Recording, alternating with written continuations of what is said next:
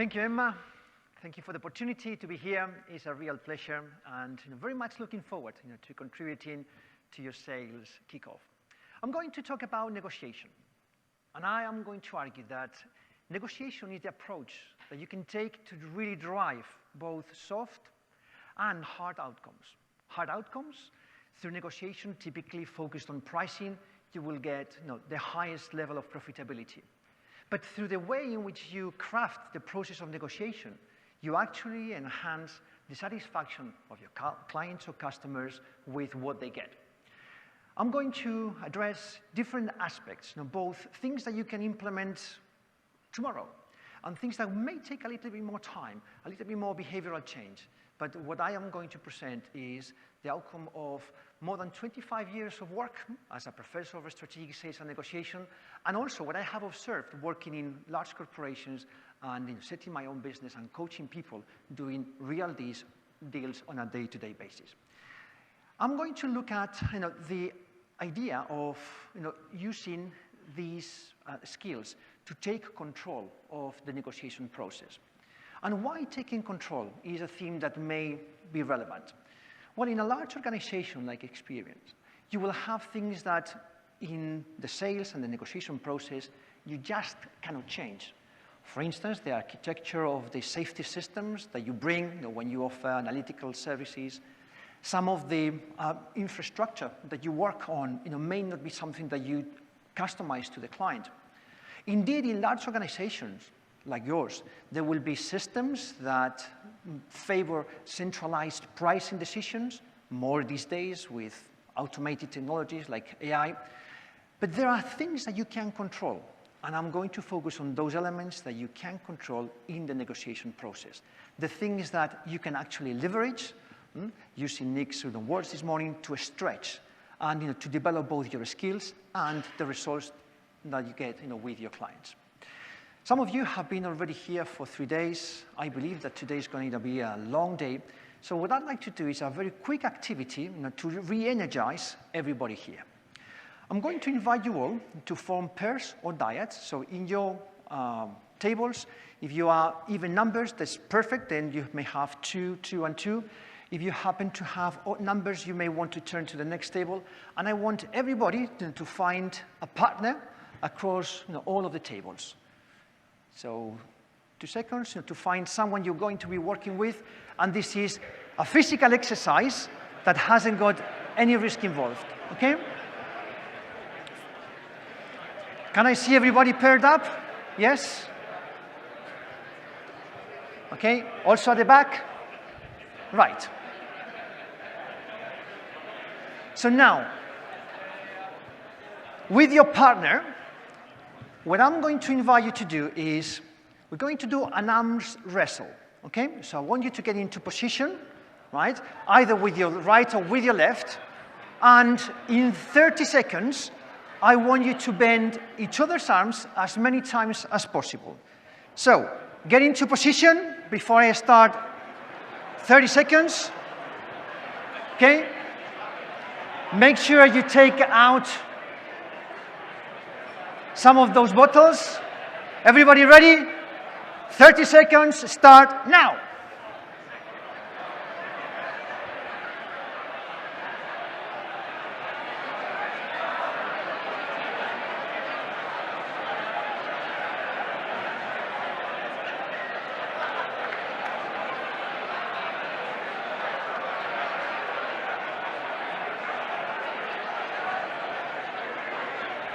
Five, 4, 3, 2, 1, stop. Okay? Now, can I ask, here in table 9, how many times did you bend each other's arms? 60. Okay? On table 3, how many did you do? 55. How about here in table 2? 0. Emma, I thought that we all had a similar level of skills, and in 30 seconds, someone is 60 plus. Anybody more than 60? No? Versus 0. Now, let's do a quick survey. How many of you did between 0 and 3 bends? A few of you. Between 4 and 10? Between 11 and 20? Between 21 and 40? And more than 40? Excellent. So let's reflect for a second on two things. The first one, the instruction was we're going to do an arms wrestle. And then the second part of the guideline of the instruction was we need to try to bend each other's arms as many times as possible.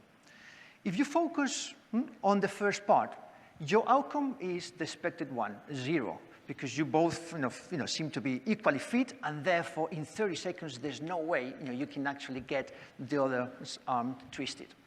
If you focus on the second part of the guideline, bend each other's arms as many times as possible, the outcome that you got was also expected, 60, 55, and so on.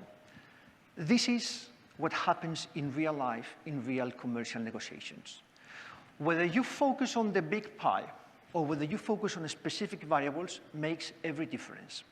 So the first thing I would like you to take away is that the approach that you take to negotiate makes a difference. And I will show you how you can use the science of negotiation, fundamentally behavioral science, to really get the best you possibly can with your clients in commercial negotiations. And not just the outcomes, but also the satisfaction of the client with the outcome. So this is a very short exercise, and you can see the variety and the wide range of outcomes. The second thing I would like to bring your attention to, we are all in an open space. There are no divisions across tables. And didn't you find it interesting that some people actually found a formula that gave you more? And some others were focusing a particular course of action that did not result in great outcomes, assuming that the outcome is to bend each other's arms as many times as possible. I find revealing this idea of not learning from the environment and not changing your strategy when there's actually a lot of insight around. I believe that in negotiation, in sales, that approach and the ability to gather information and act upon that information, in other words, to have a solid framework as to how you want to sell, but being flexible in how you operate within that framework is absolutely crucial. You all work in a very dynamic business. Regulation changes almost every day, so you have to always be up to speed in the latest financial regulation, correct? I would like to argue that the same applies to being always honing those skills to be able to make the most of the resources available. In this room, we have thousands of years of experience. We just did an exercise, and I would like to bring and to invite you to do what we may or may not have done in this case, learning from someone who's doing something quite unique, and bring that insight into the way you work. Okay? Now, I'm going to try to cover and address some of those opportunities to get more, to ensure that you both have the hard outcomes I referred to and the soft outcomes with your clients. There are 10 things I would like you to take away. If you want to make some notes, please do so. If not, all of these slides will be available, and we will be happy, Emma, you can tell us if there's some additional insights that you would like to know more about. The first one is about defining the process. If you don't have a process, it is very unlikely that you will be able to progress swiftly. And today, we have more opportunities and more workload than we actually need. We have to use technology within a process. Second tip, when in doubt, always negotiate. Because by negotiation, you enhance the quality of the outcome and the perceived value of that. The third one, engage in systematic planning. And I will take you through what I believe is the absolute minimum requirement for effective negotiation planning. The fourth one is about creating empathy, even in the situations where you may not like or you may not want the other party to engage. Empathy, can actually make a difference between succeeding in negotiating or getting stuck. As much as you possibly can, always make the first offer, because by making the first offer, you actually bring the process to your advantage. The second one, use odd numbers. and make precise offers. Negotiation is fundamentally about being flexible, as we just discussed. Ensure that you have a calculated approach to offer concessions, that you understand the cost of the concessions that you're offering to the other party. In negotiation, there will always be a process or a particular phase in the process that you will disagree with the other party, typically your clients. There are ways of disagreeing that may not preclude the process to moving forward. You may have read, yes, getting to yes, and all this narrative and literature around, negotiation is about getting to the party to say yes. I'm going to bring a slightly counterintuitive argument. Actually, negotiation is also triggering no, and I'll show you how to do it. And the final one is, in a context of high uncertainty, you may want to consider making contingent commitments and agreements to the other party in order to have the best possible results. So I will start with the first one. I'm going to try to leave a few minutes afterwards. If not, we will stay here and be part of your lunch break. So at all times, if there's anything that you want to continue informally, let's do that later. If you ask me, Javier, how would you define a negotiation process? Well, the first one is about planning and preparation. What are the outcomes that you seek? The second one, assuming that you're negotiating with a person, even if you're negotiating with a machine, you may still need to make some connection with that system. Let's agree that most of us negotiate with human beings for the time being. And you will need to know what are the main concerns and the main interests of the other party. So that requires some careful questioning. And with my colleague Jordan, you're going to talk about directive questions today. Negotiations typically start when someone makes a first proposal. That is often followed by some exchanges and some bargaining, eventually seeking to an agreement. If you ask me, how do I see this process and what I see as the main problem in framing the negotiation process, people tend to start at the wrong place. So they start making proposals when they haven't yet understood the real drivers of value for the client. Or they may start exchanging concessions when actually there's no sufficient connection with the other party, not sufficient trust being built. So the process is there for a reason.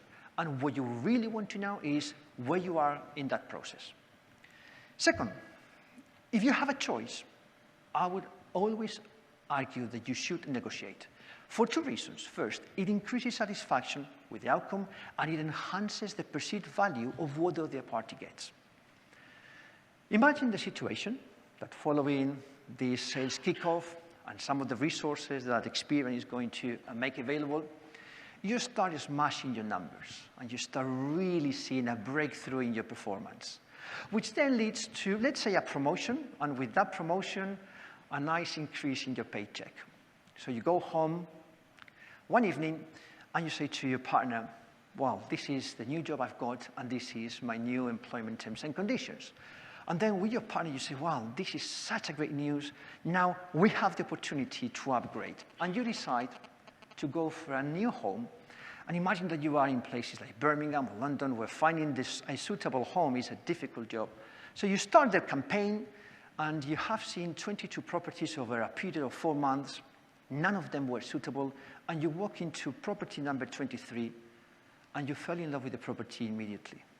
It's just the right layout, in the right neighborhood, close to public transport. There are nice schools around, thinking about future family. So you go back home, you make yourself and your partner a cup of tea, and you say to him or her, do you think this is the one? And you both agree, it is the one. So you decide to pick up the phone and call the estate agent. You have done your research on Zoopla, Rightmove, and let's imagine that the property is out on the market for $535,000. And you believe that a fair price is around $495,000. So you say to the estate agent, listen, we love the property. We have seen many, and this is the one that we really want to go for. We have done our research, and we think that it's a little bit overpriced, so we would like to put forward an offer of $495,000. You're still having your cup of tea, coffee, or any other drink, and before you have finished, you get a call back from the estate agent. And the estate agent says, well, I'm delighted to inform you that having spoken to the vendors, they have accepted your offer. Tell me, what would be your reaction? and you can swear. How would you feel? Hands up, how many of you would feel absolutely pleased, delighted? How many of you would say, wow, we've left money on the table, we've paid too much? I can see more hands up on the second one. Do you agree that it's actually through the negotiation process that you enhance value? So imagine in this situation, you go back to the estate agent and said, listen, having done our research, we think this is at a good price, and we would like you to communicate to the vendors that we are in a position to move in, we haven't got anything to sell, and we have an agreement in principle from our lender, so we could be exchanging contracts within 28 days. So the ambiguity and the anxiety of the vendors would be reduced. And this conversation goes backwards and forwards. So you don't move, you don't increase your offer, you stay on your 495, and after 4 weeks, they agree on selling you the property for that value. Would you be more satisfied? Absolutely yes. Because it's not about the outcome, it's about the process. Third one, negotiation is about planning. Eisenhower, the US president, actually said that plans are nothing, but planning is everything. And this is particularly applicable to combat operations and military operations. I also think that is applicable to negotiation. In fact, I believe that around 70% of the work that you do throughout the process is actually invested upfront in gathering data, in understanding, and then in doing your homework and identifying first, what are the fixed variables, the things that you cannot change, and what are the flexible? And the best negotiators tend to focus on the flexible ones. Using the theme of the conference, they help build momentum. When you focus on things that you can change, allowing the other party to get something that is valuable for them, the chances that moving the process forward is enhanced. You also need to understand the interest of the other party and also their constraints, because there may be some demands that you put in that they actually cannot meet. And once again, you want to focus on the things that you can change. And the final planning and the final element of planning is your mindset. Going back to the exercise we did with the arm wrestle, is your mindset focused on enlarging the pie, or is your mindset focused on haggling and bargaining over the slice of the pie? Best negotiators think big first, they think about creating value first, and then distributing and claiming value. Going back to the idea of flexibility, think about one of the most important episodes in our recent history, where we were, as the humanity, very close to nuclear war. It was in 1962 between Khrushchev and Kennedy. If you remember, the situation was that some surveillance from the US have found that the USSR had installed some missiles in Cuba that had the capability to transport nuclear heads, and they were pointed at the US with the ability to reach as far as Boston from the Cuban island. And that triggered 13 days of real contention between both parties. In order to stop an escalation and eventually nuclear war, one of the parties needed to give something. And there was a demand from the USSR to the United States, and this was an exchange. And they said, we would be prepared to consider removing our missiles in Cuba if you do the same in Turkey. But there was an element, and there was a clear policy guideline in the US. They would not concede to any demand under threat. So what they did was to negotiate and to actually find some flexible approaches that they could take. And they changed one word. And the word that they used is, instead of removing the missiles in Turkey, they agreed to decommission those missiles a year farther down the line. That concession, that ability to focus on something that they could give to the other party, enabled an agreement and arguably saved us all for a major war. Fourth one, create empathy. In commercial negotiation, you will find yourselves in anything from great clients with a very trusted relationship through to the most antagonistic context. Irrespective of whether you're negotiating with someone that you can work with someone that you like, someone that you can connect to, it's important to create empathy. To create empathy, the one thing that you want to do is to start thinking about the other party. Not you, what you want to achieve, not your interest, but what the interests of the other party are. There is someone called Chris Voss. You may have read his book, Never Split the Difference. And the subtitle is Negotiating as if your life depended on it. And Chris Voss, in his book, talks about an episode where, as part of his job as an FBI hostage negotiator, he was sent to the Philippines to negotiate the release of an American citizen that had been taken hostage. So he flew to Manila, and after adjusting to the new time zones, he made contact with this guerrilla group, and in particular with the head or the commander of this guerrilla. And the first question he asked is, well, you have taken an innocent American citizen hostage, and I'm coming here to discuss how we may want to, how we can release him. And next question was, tell us what was the driver for taking this American citizen hostage. And the argument that was made was, well, you, the US, are responsible for some of the economic difficulties that we have experienced and some of the things that have changed our culture over the last 200 years. If you can imagine, in a negotiation, someone telling you that what they're doing is because something that happened 200 years, you would think, well, I'm sorry, I wasn't there. But the point was not argue over what argument was valid. The point was to understand where the other party was coming from. And Chris Voss, using what he calls the late night DJ voice, in a very calm manner, he continued understanding and connecting to this individual, using what he calls tactical empathy. And after the process of several weeks of discussions and talks, there was that sort of connection that lowered the vigilance of the kidnapping group to the point that the American citizen was able to escape from his kidnappers. If you think about, there's nothing to prevent you from creating that connection. And connecting to the other party, understanding is not the same as agreeing. Effective negotiators work very hard to understand. They may or may not agree to the terms that are being proposed. Fifth element, make the first offers. If you have sufficient information, you should always consider making the first offer. There is one pragmatic reason. More than 50% of the variance in negotiation outcomes is directly related to the first offer. The reasons one is, first, when you set an offer, or when you make the first proposal, you set the expectations of how far you want to get. Second, if this offer is sufficiently ambitious but not extreme, it allows flexibility, and it allows you to concede some elements without eating in your margin. And second, it enhances the control. Think about, if you are selling, going back to the real estate example, if you are the one who's selling, or in a business-to-business relationship, if you actually make the first offer, it's almost like taking for granted that the other party will have to justify a counteroffer.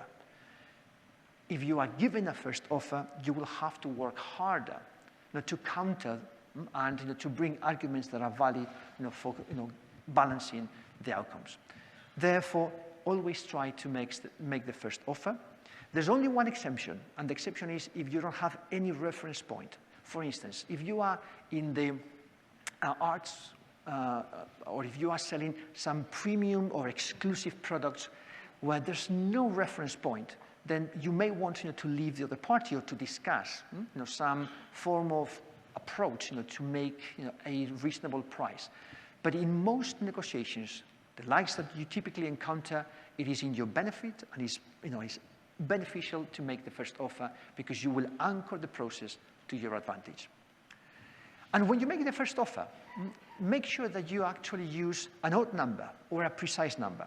I'm going to show you a very short video that justifies this particular claim. The second tip is to make a precise offer. Unfortunately, you've already fallen for this trick. Ever wonder why you never see cars sell for a round number like 17,000? It's always 16,995. Well, researchers from the University of Florida found that a precise offer anchors people to a precise scale. What this means is, if you sell a toy for a round number like $30, people might place that on a scale of tens of dollars. So, when they adjust their anchor, they'll take larger steps and maybe counteroffer 20. But if it's $29.75, they'll subconsciously consider the cents and adjust in smaller steps. Therefore, they stay closer to your bid and you get a better deal. Overall, a great negotiation tactic is simply to make a precise first offer. The good news is that this precise first offer works whether you are in a 10,000 or a 10 million deal. And think about psychologically, if you put a proposal for some of your services, in credit scoring for a major financial services organization, and you come up with a budget of 100,000, automatically, two things are going to happen. First, the other party, I don't think they will think, well, actually the real budget was 102,000 and they have reduced. No, they will think, well, I'm sure that I can get something around the lines of 97 and they've just rounded up. Your clients will never think that you have rounded your numbers down. They will think that you may have rounded the numbers up. That's the first one. And the second one, psychologically, if I am presented with a proposal and with a budget of 100,000, in my mind, my next step is going to be around 90,000. So I will try to discount and get something in tens of thousands. And the same applies to a 10,000. Therefore, make a precise first offer to signal two things. First, that you've done all your numbers and your calculation, and that the number you're proposing is the number that you want to achieve. And second, to avoid discounting in larger scales. 7th tip to take control of negotiation. 7th tip, to actually make the right behaviors to drive both hard and soft outcomes. Offer calculated concessions. Imagine that you are in a situation where your analytics team have put forward a proposal to a business, and you have done some iterations, and you are at a point where the final contract or the final terms of the contract state a particular implementation time of 6 months, some levels of information security and some standards, and then let me use a random price. You have agreed that this particular contract on the project will be valued at 1,350,000, okay? You have made the proposal, and you're waiting for the customer to reply and to express what they think about this step. And before they actually answer, you go and say, you start to see the pressure and feel the pressure. They may say no, and you go and say, well, we will be able to extend the service level agreement for another 6 months. And to help you make the decision and to help us move forward, we will offer an additional 3.5% discount. What would be the automatic thought in the customer end? 9 times out of 10, they will not say, oh, they are very nice, Experian guys, thank you so much. What they will think is, aha, we got them. They are desperate to get the deal. Correct? How do you avoid that? By saying, well, having been in this particular stage and in the interest of both parties in moving forward, given that there are significant value and benefits for you, as we discussed, we would like to offer you a concession. And then the way you phrase is, if you sign the contract today, we will be in a position to consider extending the service level agreement or the support services for another 6 months. By labeling a concession as a concession, the perception changes immediately from they are desperate to get the deal to they are working hard to meet our demands and our needs. And you do that in a way that is contingent. It triggers reciprocity. And the 4 words are very simple. If you, then us. If you agree to sign the contract today on these terms, we will be in a position to consider extending the support services for another 6 months. If you are giving discounts, I have just mentioned the number 3.5. I would obviously never use that number. I would use 1.22, as we said, a precise number that gives the perception that you are very close to what we call the reservation price. And then you always offer this as a contingent. So we would consider an additional 1.22% discount on the contract if you agree to allocate to this particular project additional 2 data analysts from your side that will help reconcile and do the data integration. And you know that that is important because that will reduce your cost to serve. If you think about what I'm discussing here is simply going back to your planning, going through the shopping list, as I call them, and using variables that have high value to the other party, low cost to you. That's what you offer. And you demand from the other party things that are low cost to them, high value to you. What's the cost for the client of deploying to this project 2 additional people? Very limited. They are already in the payroll. What is the value that it's going to bring you in terms of project delivery and quality of project outcomes? Significant. So concessions are the bread and butter of negotiators.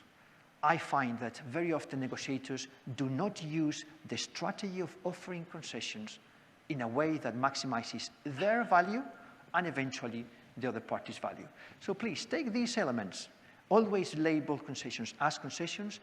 In smaller increments, if your first offer is to offer a 1.22 discount, the next move should look around 1.3 and the maximum 1.35. Trigger reciprocity, bring something from the other party, make those conditional concessions by using the if you are ready to do X, we would consider doing Y. And the final one, try to bargain and exchange things that are high value to you, low cost to the other party, and vice versa. High value to the other party, low cost to you. Number 8, in negotiations, you will always have to disagree. Going back to this example, you are asking us to deliver this project within 6 months, and you know that that is quite unrealistic and that there are significant risks in compressing the delivery time. And then you have 2 options. You can say to the customer, we can't agree on delivering this project in 6 months because the amount of work that we'll have to do to go into data integration will prevent us from delivering the project with the levels and the standards that we require. So if you think about what I said is, we cannot or we don't agree, and then the reason. But if you think about, if you turn that sentence around, if you say, compressing the project by 6 months may bring some risks, and it may actually compromise the standards that we would like to deliver. It's a completely different response. If you say we don't agree, automatically the other party is going to trigger some defensiveness. But if you give the reason first and then express the disagreement second, the conversation will continue. So when expressing disagreement, bring the argument first and the disagreement second, not the other way around. We're coming to the end. Last 2 insights. I did say that in most negotiation literature, the idea is to get the other party to say yes. Well, in fact, the best negotiators, before they get to yes, they trigger the no response. You can use whatever sentence and the style that is more appropriate, but things along the lines of, have you given up on your objective to reach a mutually satisfactory agreement? In most cases, the client, the other party will say, no, of course, no. That's what you want. You want them to feel secure in saying no. And the reasons are, people tend to engage. We've been talking about and will talk about client engagement when they are given options. Nobody likes to be told, or nobody likes to be forced into a particular course of action. So by giving them the ability to say no, you can actually enhance empowerment through choice. Second one, it gives the other party autonomy. And it gives them the sense of control, even though you are in control. When you trigger no, it helps the other party to feel that they have something to say, and it gives them psychological safety. So in negotiation, feel comfortable with the no, and actually do proactively ask questions that will trigger no, because those are more likely to lead to the yes question that you want, or to the yes answer. And the final tip, think about making contingent agreements. We live in highly uncertain, volatile times, let alone in financial services. We've all been watching the news and trying to anticipate the interest rates. But if you look across, there are so many uncertainties. The price of oil, the price of energy, and so on and so forth. So if your business depends on something happening in the economic environment, such as interest rates, for instance, or changes in regulation, one very effective approach is to make contingent agreements. In other words, to link the value of the contract to some indicators. If those indicators are, for instance, linked to the price of money or interest rates, you can always build those statements or those clauses in your contracts. It helps you manage risk. It also helps aligning incentives. We are working with logistics companies, and they all have contingent agreements or contingent clauses based on two things. One is the fluidity of the main seaways, the Suez Canal, the Panama Canal, and the price of oil. And the contracts that they have are linked to those indicators. Therefore, it aligns the incentives of the other party and the supplier's party. And it helps identify mutually satisfactory or mutually beneficial outcomes. So wrapping, what I offer today, in order to help you achieve more, to be stretched, 10 elements, some of which are pure negotiation strategy, but also some of them who are more behavioral and more skills-based. Define the process and make sure that you understand that end-to-end process. Second, if in doubt, always negotiate. That will drive the perception of value. Systematically plan the fixed and the flexible variables on the outcomes that you seek. Even though you may not like the other person, create some degree of empathy and connection. Make the first offer using a precise number, then move towards offering calculated, always reciprocity in concessions. Disagree by making the statement first and the disagreement second. Ask questions that will trigger no, and if you want to manage your risk and the other party's risk, make contingent agreements. That's what I would like to offer. Some of you will have a next session. Do we have, Emma and colleagues, some time for a few questions? Yes? I see a hand here, so if we can make microphone available. Thank you.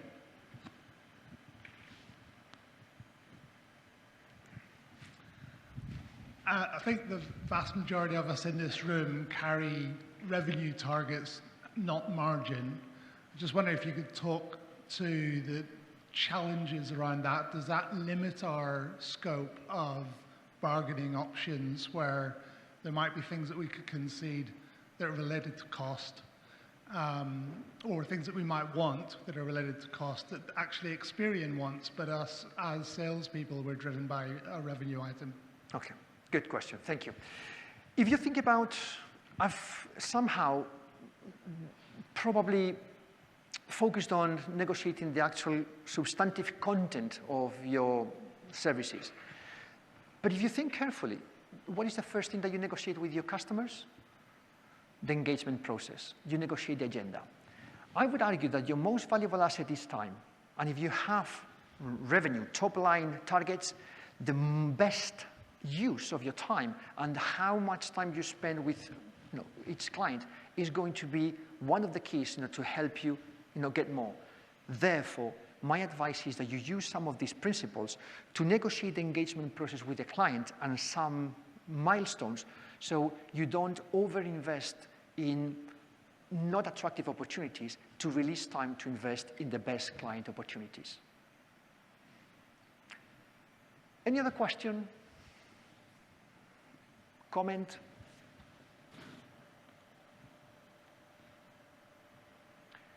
We've been talking about negotiation with Jordan, and with Andy, you're going to talk about sales. Allow me to give you a slight difference, because I do believe that those two are tightly intertwined. But if you ask me, how do you conceptualize, how do you envisage sales versus negotiation? I tend to believe that sales is the process that, jointly with the customer, allows you to identify ways of creating and delivering value. So it's all about the perceptions. It's about building that momentum of perceived value. And what negotiation does is, again, it's a structured process, as I described, to then capture and monetize that value. Value creation and value capture are intertwined, and I believe that there is a place for sales and there is a place for negotiation. Sometimes they are quietly linked, but somehow, hopefully this works. Sales is about creating value, and negotiation is about capturing and eventually monetizing that value. Thinking about any upcoming negotiation, I'm sure that you will have some. Is there any question, anything that you would like? We have a question here on this side of the room.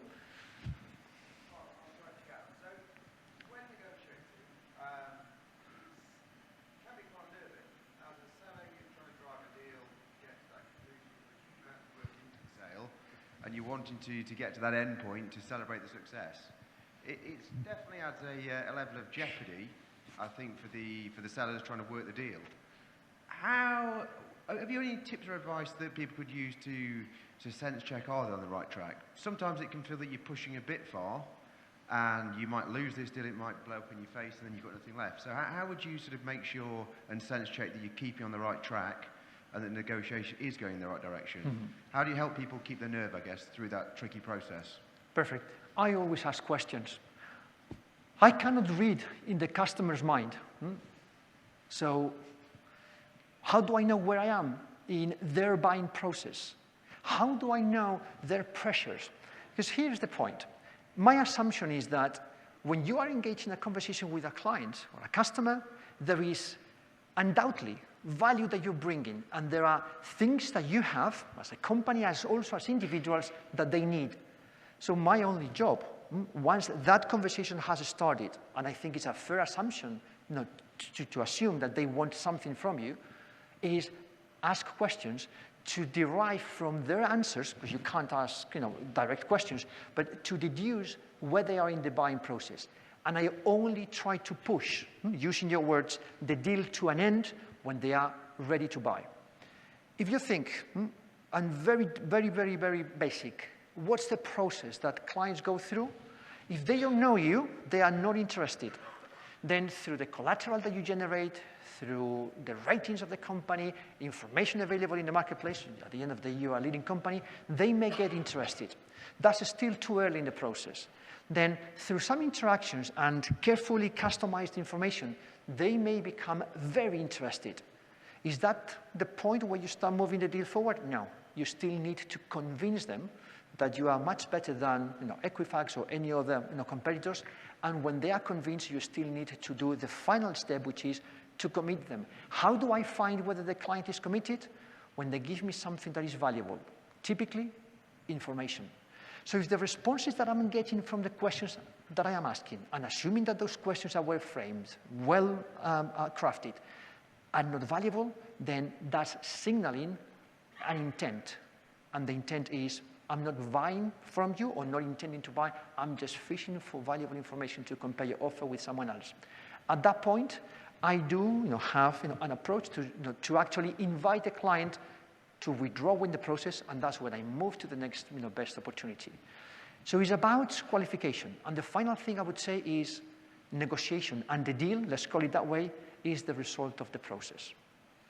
One of our colleagues today is going to get married very soon. If we ask this person, did you ask your partner 3 minutes or 5 minutes or 5 weeks after meeting him or her whether you would be married? The answer is no, of course not. The marriage is the result of a process of getting to know each other, supporting each other, finding common things that you like to do, and so on and so forth.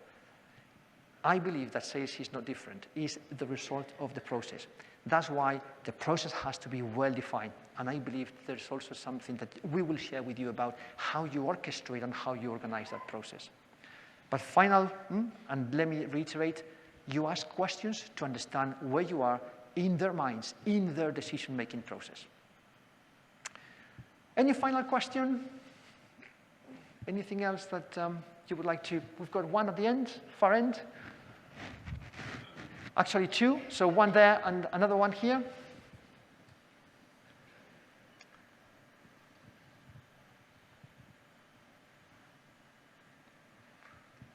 Thank you. I work in government a lot, and you get... Put your mic closer, please, because I can't hear you from here. Is that on? I work in government a lot, and you get tenders that come out, which seem to be designed not to initiate a negotiation process. So what's your advice for dealing with that sort of thing? Did you say that you work with government Yeah, working in the government space, so they often issue tenders. Yes. So you maybe don't have the opportunity to negotiate. So what's your advice when you Right. can't go through the negotiation process? If you're working with government or indeed with organizations that engage with suppliers through tenders, my principle is if I become aware of a tender or a ITT or RFP, when it actually comes through and I haven't had any prior knowledge about it, typically is not for you. However, if you have influenced that decision-making unit earlier on, and then you have been able to provide some insight and some information, so the actual RFP document looks like this is something you can deliver, then I would invest. And in RFP and opportunity management, I tend to take the approach of winnability. My first question is, can we win it? And second one is desirability. Do we want it? And then the combination of those two factors, whether you can win it and whether it's desirable, tends to give you the level of investment that you require to make it. And in today's crowded marketplace, less is more. Better resourced, more substantial and well-developed proposals tend to be the key, because there's no price for being second. Yeah? I believe we had another question here, and I'm conscious of time. I would not like, well, we still have 4 minutes, I believe. Yes, this final question here. I think she was saying we're out of time. I can maybe correct. But please, go ahead. It was about the concession. I was just trying to understand the difference between when you refer to a discount in the first example and the concession. You mentioned around the concession that it was around sort of conditionality, you added a conditional element, and you also kind of added a certain amount of doubt. But I was sort of not quite clear on what the difference was between the first example when you were talking about a discount and then the concession. What was the... Okay. So the question is whether, when I referred to concessions, I was referring exclusively to discounts. Quite the contrary. Discount is one of many concessions you can offer, and perhaps the last resort. Quick example, one of my colleagues is a key account manager for, so he works for a beverage company, and his customers are large retailers. So he found once that they have all the sales data, so they can actually provide the customer, with a touch of a button, all of the sales data across all of the outlets immediately. And their buyer, so his buyer in this case, has to invest heavily in gathering all of this data from all of these stores and consolidate that data. He found out that actually he could provide that as an add-on, for free. It's not cost. Obviously, he didn't say, John, you will get all of the sales data on Monday morning. So what he said was, I see that for you it is important to consolidate sales data or buying data across your stores. Let me see if I can actually talk to my IT colleagues to try to see if we can construct or build a macro that will give us all of that. Give me a week. After that week, I've spoken to IT. They think it's possible, but it requires some configuration of our systems and so on and so forth. Effectively, what he was doing is building perceived value. But the concession, prior to negotiating the next year terms for the products that he sells, was, and as part of the deal, we will offer you sales data on a weekly basis across all of your stores.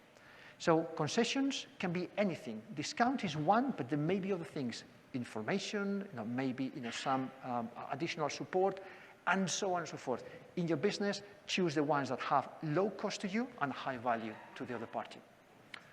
Thank you so much. It's been a pleasure. I'll be around, and I look forward to the next session with a subset of the group. Thank you.